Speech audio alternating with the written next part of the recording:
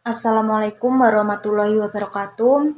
Di sini kita akan membahas materi pembelajaran struktur algoritma atau melanjutkan dari video pembelajaran pertama pada mata pelajaran pemrograman dasar.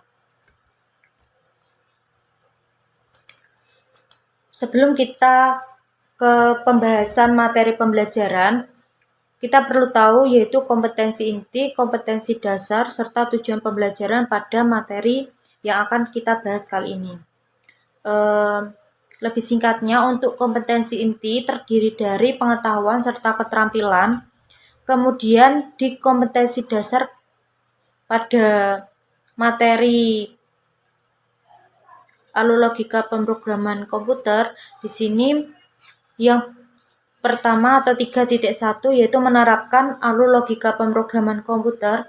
Kemudian 4.2 membuat alur logika pemrograman komputer.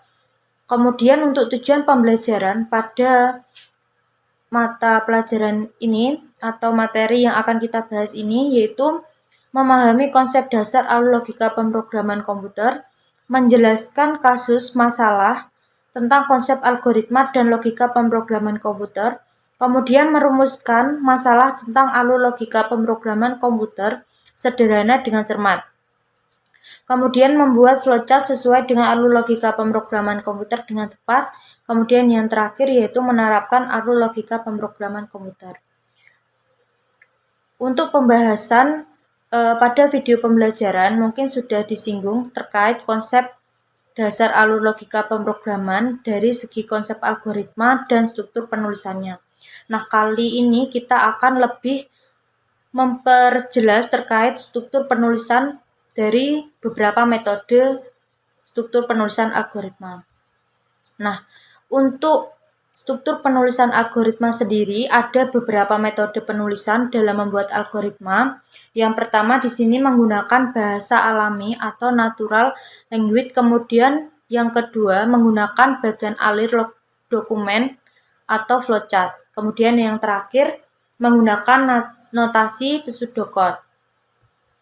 Nah, untuk penjelasan yang pertama, struktur algoritma dengan natural language atau bahasa alami. Di sini pengertian yang dapat kita simpulkan bahwasanya bahasa alami merupakan algoritma dengan penulisan bergaya bahasa manusia yang digunakan dalam keseharian, bersifat deskriptif, singkat, padat, dan mudah dimengerti, tetapi tetap mewakili proses yang akan digunakan. Nah, di sini langsung kita ambil contohnya.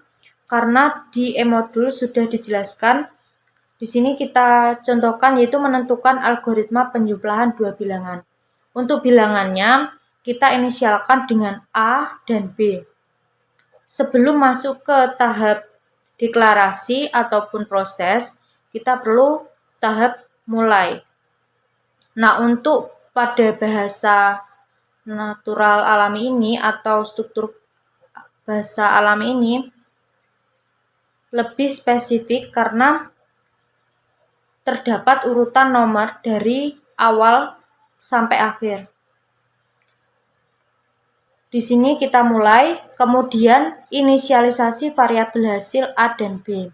Kemudian masukkan nilai A, kemudian masukkan nilai B, kemudian langsung ke tahap perhitungan dari A plus B. Kemudian dilakukan proses. Setelahnya kita akan menghasilkan dari dua bilangan tersebut yang telah dijumlah, kemudian proses selesai. Nah, untuk flowchart atau struktur penulisan dengan flowchart sendiri yaitu merupakan bagian yang menunjukkan aliran atau runtutan data dan proses yang terjadi dalam program secara logika.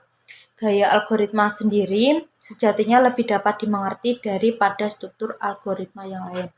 Nah, perbedaan dari bahasa alami sendiri yaitu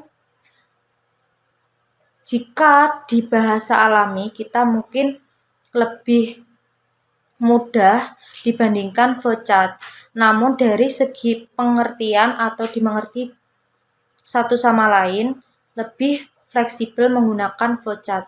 Karena flowchart sudah ada segi bentuk atau shape yang tinggal diaplikasikan sesuai dengan fungsi masing-masing. Sedangkan untuk bahasa alami membuatnya menggunakan bahasa masing-masing secara individu, sehingga tidak menutup kemungkinan pemahaman dari orang satu dengan orang yang lain itu berbeda dari segi konsepnya. Nah, lanjut saja untuk pedoman dalam merancang algoritma dengan menggunakan flowchart atau bagan air antara lain yaitu flowchart dimulai dengan simbol start, ellipse, dan diakhiri dengan simbol end. Diperlukan proses deklarasi untuk menentukan susunan variabel, konstanta maupun proses manual input.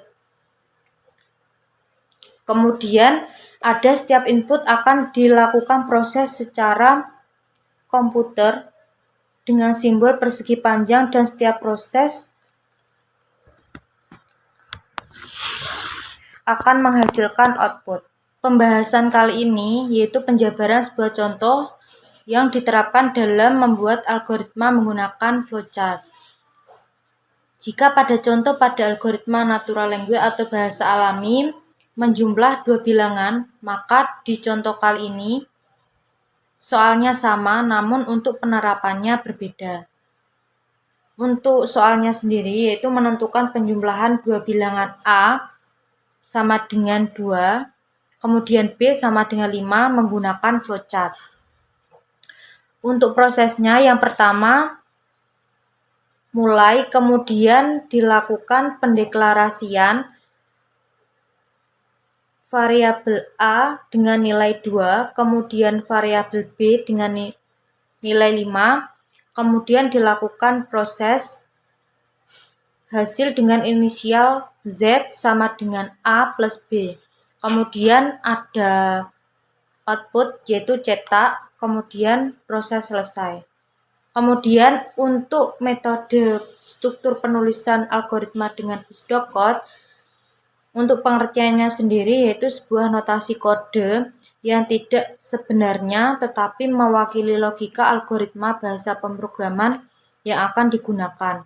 Penulisan pseudocode memiliki beberapa pedoman antara lain yang pertama, memiliki bagian header, kepala yang menunjukkan judul algoritma, komentar, dan deklarasi.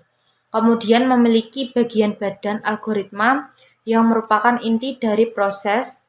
Kemudian memiliki bagian akhir proses algoritma yang menandakan bahwa proses alir program algoritma telah berakhir. Kemudian format pendeklarasian variabel.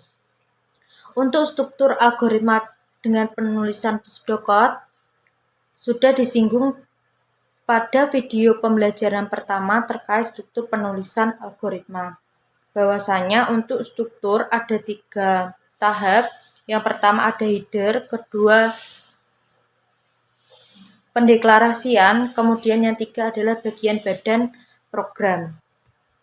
Kemudian di sini contoh pada struktur penulisan menggunakan pseudocode yaitu dicontohkan bahwa di dalam kehidupan sehari-hari apalagi sebagai seorang pelajar, persoalan perhitungan bahkan mungkin menghitung suatu luas bidang dapat dilakukan dengan mudah hanya dengan menerapkan rumus luas bidang tersebut. Namun bagaimana jika di bawah soal ini kita diharuskan membuat suatu algoritma menghitung luas segitiga dengan menggunakan struktur penulisan algoritma dengan pseudocode. Nah, kali ini kita akan membahas persoalan serta menyelesaikan persoalan struktur penulisan algoritma menggunakan pseudocode. Rumus luas segitiga yang pasti yaitu setengah kali alas kali tinggi. Kemudian lanjut ke pendeklarasian dari penulisannya yaitu program hitung luas segitiga atau merupakan header dari program tersebut. Kemudian deklarasi. Di sini tipe data var diiringi dengan variabel luas, alas, serta tinggi. Kemudian untuk inisialisasi atau nilai value dari alas dan tinggi, alas sama dengan 25, kemudian tinggi 30. Kemudian lanjut ke proses perhitungan.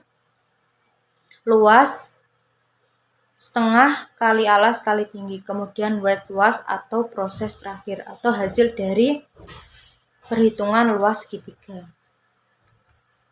Nah, sekian dari penjelasan terkait struktur penulisan baik menggunakan metode natural language atau bahasa alami, flowchart, kemudian yang terakhir pseudocode. Untuk kurang lebihnya saya mohon maaf. Wassalamualaikum warahmatullahi wabarakatuh.